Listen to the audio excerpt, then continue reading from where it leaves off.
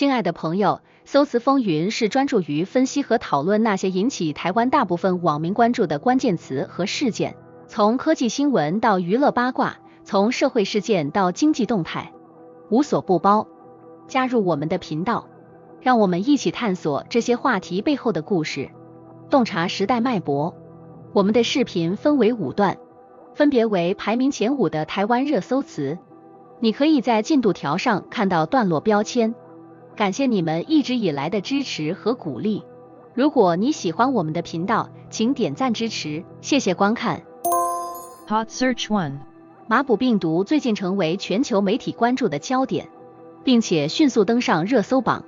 根据近期报道，德国汉堡火车总站因2人疑似感染麻疹病毒，紧急封锁，并对超过200名乘客进行检查。麻疹病毒是一种致命的病毒，与伊波拉病毒属于同一科，具有极高的致死率，可达50%。目前并没有针对麻疹病毒的疫苗或特效药。感染者通常会出现高烧、内出血等严重症状，病情迅速恶化。这次事件引发了全球的担忧，特别是在防疫意识放松的背景下，病毒传播的潜在风险令人不安。随着国际旅行和物流的频繁往来，一个在德国爆发的感染事件有可能迅速蔓延到世界其他地区。麻疹病毒虽然罕见，但它的高传染性和致命性使得每次爆发都成为全球健康系统的严峻考验。那么，为什么麻疹病毒这个词能够冲上热搜？一方面，这种病毒的高致死率和无法有效治疗的特性令人担忧；另一方面，德国的紧急封锁措施让全球都开始关注疫情的潜在蔓延风险。无论是健康专家还是普通民众，都在担心这次事件是否会发展成为一场新冠疫情之后的又一次全球健康危机。面对这样的病毒威胁，我们是否有足够的防疫措施？全球公共卫生体系是否做好准备应对更多类似的挑战？当前的医疗体系能否在这样的危机中有效应对？这些问题都需要我们进一步思考和探讨。麻疹病毒会是下一个全球健康危机的引爆点吗？这是我们无法忽视的问题。Hot Search 2。近日，张友华的名字因为一场意外事故登上了热搜榜。这位69岁的名嘴在台风天与妻子在台北市散步时，不慎踢到花圃跌倒，头部受到严重撞击，当场失去生命迹象。根据报道，张友华倒地后，紧急救援人员迅速到场，进行心肺复苏术及使用 AED 急救，才让他恢复心跳并送往医院抢救。这起事件引起了社会的广泛关注，不仅因为张友华的名气，更因为它揭示了老年人跌倒的严重性。根据卫福部的数据显示，跌倒已经成为台湾老年人事故伤害的第2大原因，而最常发生的地点就在家中或路边。浴室、淋浴间和高低不平的地面成为了长者最危险的区域。医学专家甚至警告，有7类人群特别容易跌倒，这其中包括有肌少症的长者。那么，为什么张友华这个词会冲上热搜？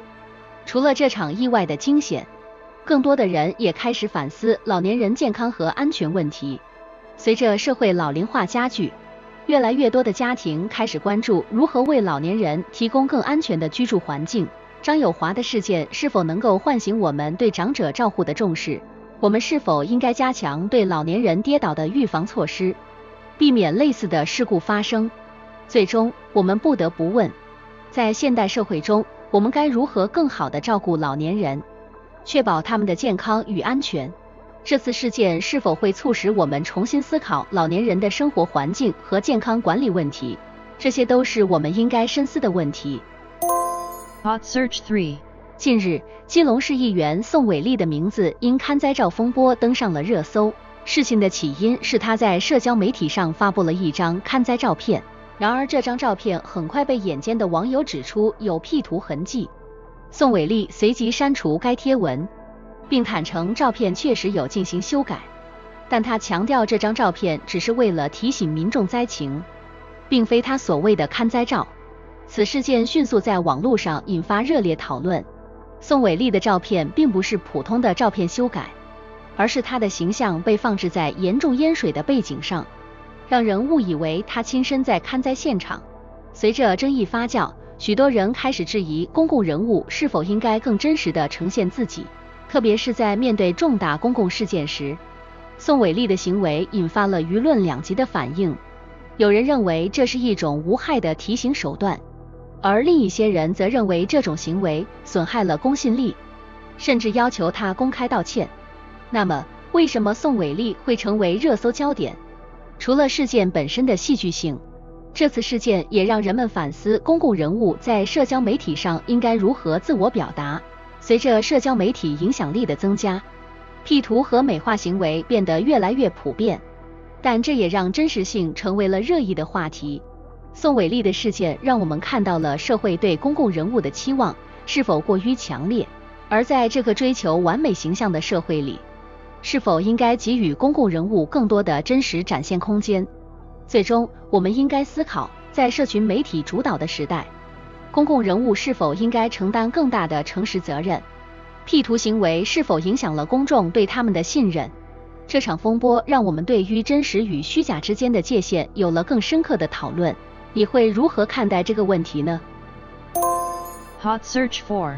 胆大党作为2024年秋季最受瞩目的新番之一，一经播出便登上了日本推特的趋势榜。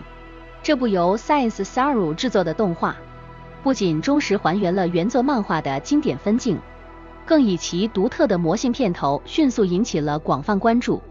胆大党改编自人气漫画，故事充满荒诞与幽默。动画制作方完美地把漫画中的视觉张力和角色夸张的表情演绎得淋漓尽致，特别是那魔性的片头曲，不仅旋律洗脑，更是成功地吸引了大量粉丝的目光。而粉丝们对这部动画的热烈反应也表现在社交媒体上，推特上数万条相关讨论迅速让其成为趋势话题。那么，为什么胆大党能如此迅速地登上热搜榜？一方面，这部动画的成功改编是得益于原作漫画的强大影响力；另一方面，动画本身精湛的制作也让许多观众沉迷于其中。这部作品并不仅仅是一部普通的搞笑动画，它以夸张的表现手法探讨了许多现代社会的荒诞现象，让观众在笑声中也不禁开始思考人性与社会问题。然而，胆大党的成功是否意味着未来更多漫画改编动画将会遵循类似的路线？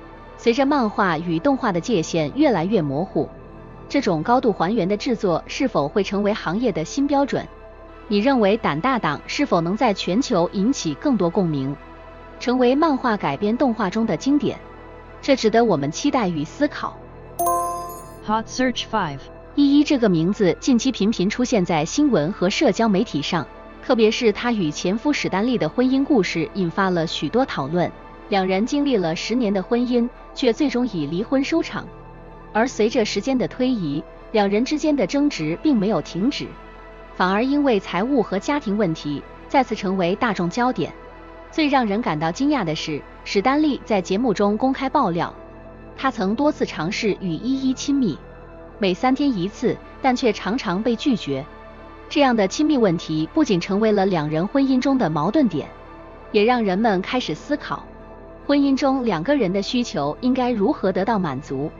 史丹利的公开吐槽让他成为话题焦点，而依依则被迫面对外界的质疑与批评。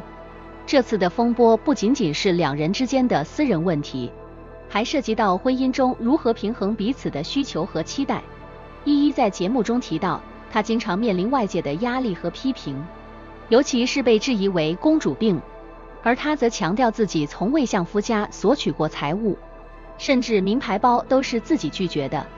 那么，为什么依依这个词会成为热搜？